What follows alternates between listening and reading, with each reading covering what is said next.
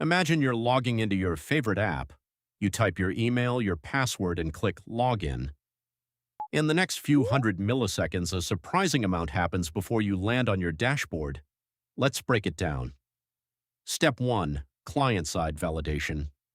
Before anything leaves your browser, JavaScript quickly checks that you actually typed something and that it looks like a valid email.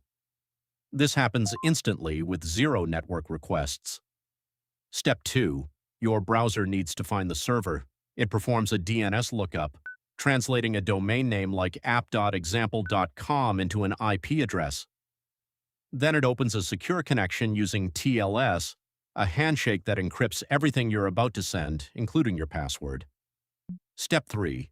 Your browser sends an HTTPS request to a login endpoint with your email and password tucked safely inside the encrypted request body, never in the URL. Step 4. The server receives the request and looks up your account by email in its database. Step 5, and this is the important part. The server does not store your actual password. It stores a hash, created with an algorithm like bcrypt or Argon2. So the server hashes the password you just typed and compares that hash to the one in the database.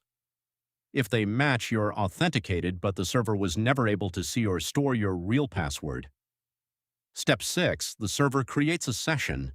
Either it generates a random session ID and stores your login state in a session store like Redis, or it issues a signed JWT, a token containing your user ID, an expiration time, and a signature that proves it wasn't tampered with. Step 7. The server sends back a response with a set cookie header, marked HttpOnly and Secure, so JavaScript can't steal it, and it only ever travels over encrypted connections. Step 8. Your browser stores that cookie and redirects you to your dashboard.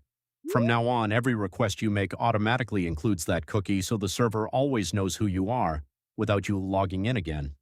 And if your password was wrong, the server responds with a generic error, deliberately vague, so attackers can't tell whether the email or the password was incorrect. So the next time you click Login, remember, a DNS lookup, a TLS handshake, a database query, a password hash comparison, and a signed session token all happen in the blink of an eye just to get you to your dashboard safely. If you found this helpful, follow for more quick breakdowns on web security, authentication, and how the internet really works under the hood.